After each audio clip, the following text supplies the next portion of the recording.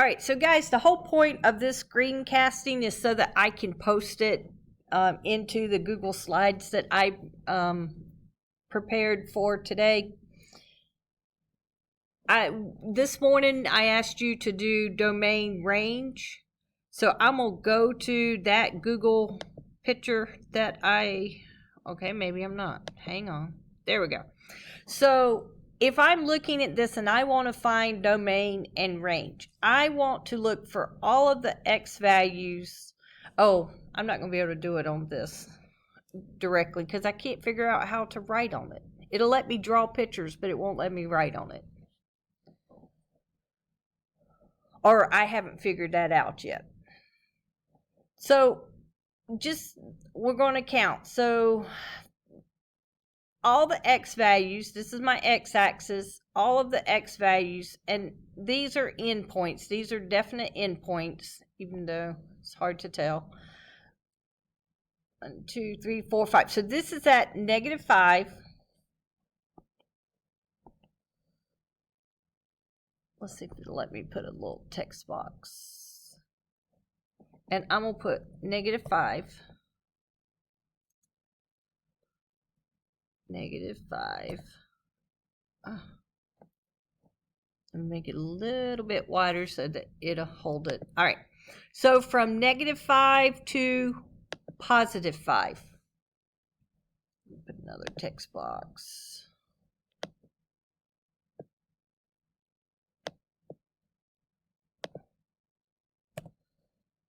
That's my domain. This right here is just some straight line. Range. Now the range, the lowest the range goes is here at -2. So let's put a text box and let's put -2 and widen it just a little bit.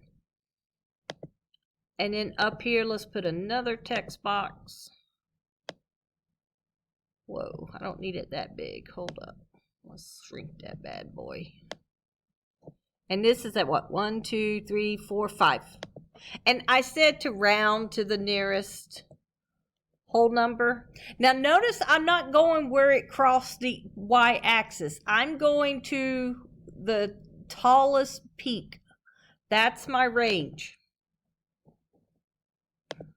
Let's see if I can get this a little bit closer. There. To the number. Now let's go back over to OneNote. And we said domain was from -5 to +5. Range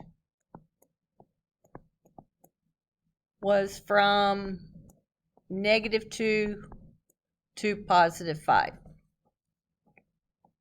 All right, there's this thing that's called interval notation. And so what interval notation does is that instead of trying to list out, because when we look at this, we're talking about an infinite amount of numbers. It's not like I'm just going -5, -4, -3, -1, 0, blah, blah, blah, all the way to 5. That's not what it means. It means every little number in between. So -4.9999, -4.97, -4.96. And I mean, I'm still skipping a bunch of numbers. And so we have to have a way to write all of the numbers, and we do this with interval notation. We have two, what do I want to call these? Brackets, or two grouping. We can either do it with parentheses, we can do it with brackets,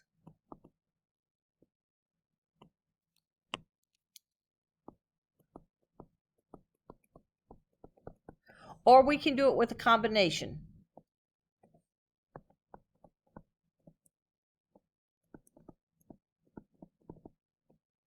And the combination could go this way. So the trick is to know what means when do we use parentheses and when do we use brackets? And it all boils down to parentheses is whenever there's an open circle. So parentheses, endpoint is not included. Bracket, endpoint, and when I talk about endpoint, I'm talking about the very last point on the graph. So let's go back over here. So I'm talking about this point, which, let's see, does it let me put a point? No. I'll figure this out. Today's my first day of trying to do something with Google Form. I know, pretty dumb on the day you're trying to teach. So endpoint is here and here. We're going to assume that our endpoints are solid, that they're not open. And so if I want to do this interval notation, I would write -5 to 5, and I do brackets and just abbreviate domain. Range, I didn't leave myself enough room.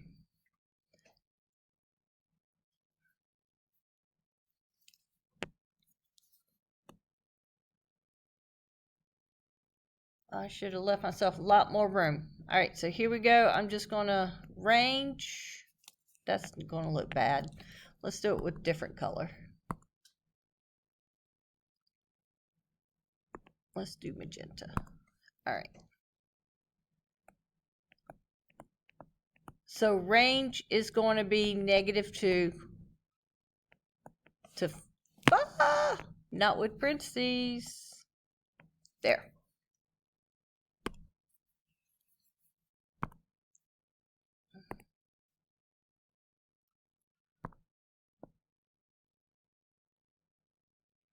All right, and I am going to pause this. All right, so there's a break here. So anybody that's watching this later and you're like, what the heck?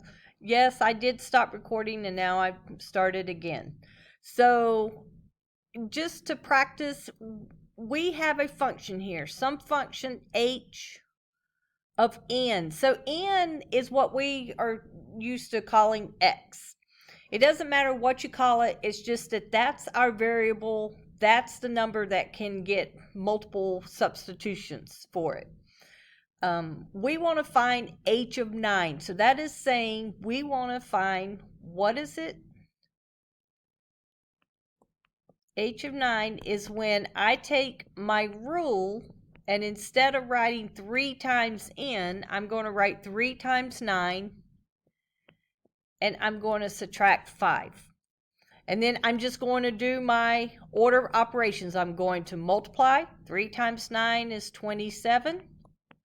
And I'm going to subtract 5 from that. When I do that, I get the answer 22.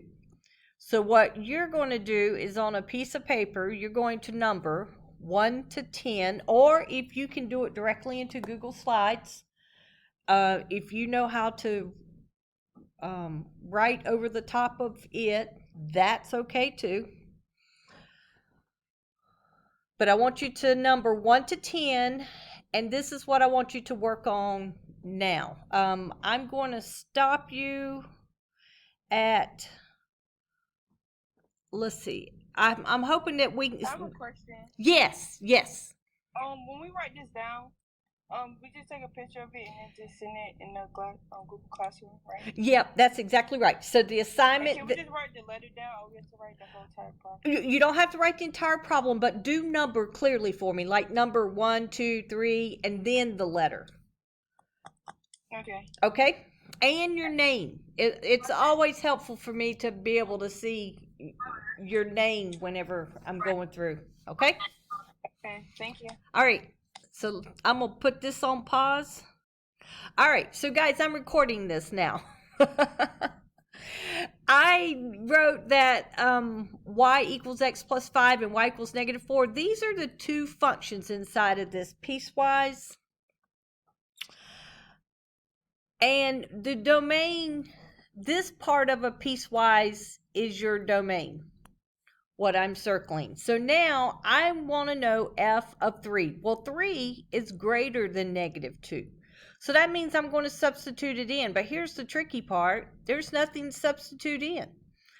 For all x values greater than negative 2, my answer is negative 4.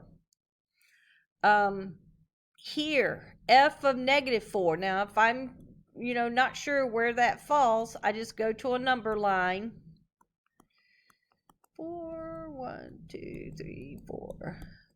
Negative 4 is less than negative 2. So that means it's going to go here. I'm going to look in my domain, look at my x value, and I'm going to go to that rule. So the rule associated with that is x plus 5. So I'm just going to substitute negative 4 plus 5, and I'm going to get the answer 1. What problem are you doing? These are not problems in front of you. I'm just screencasting this. Thank you. I'm sorry I didn't make that clear.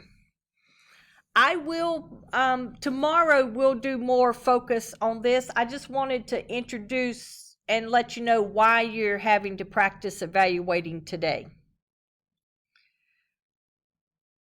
So sorry for that confusion. All right, so f of negative 2, if x is greater than or equal to negative 2, then we already stated that the answer is negative 4. All right. The other reason I had in mind is that I do want you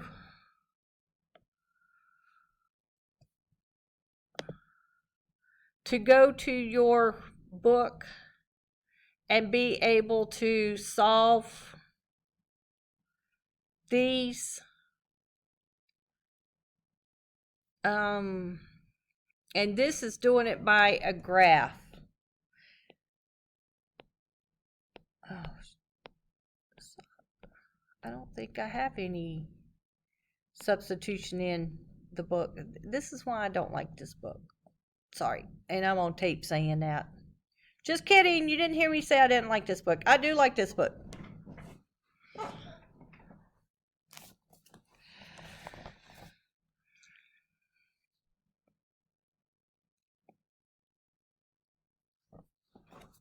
So this time, whenever we're evaluating, instead of having to go to the equation, we just look for when x is equal to negative 1. Oh, geez, I'm losing my brain. Negative 3. So 1, 2, 3. Here, x is negative 3. Well, that y value is 0.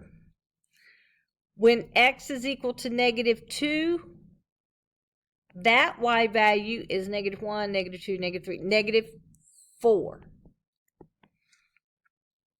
When x is 0,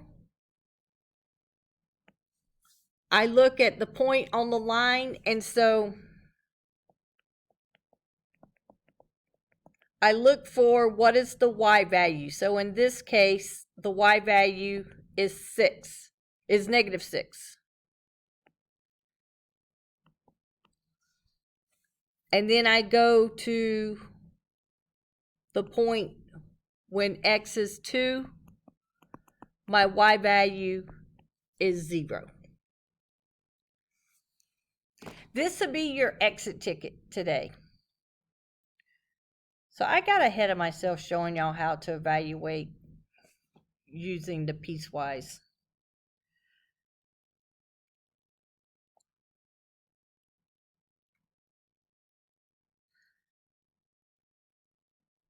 All right, so I have this taped, your exit ticket. So that is at the very end of the slides that I'm getting ready to post. It will be a picture of this.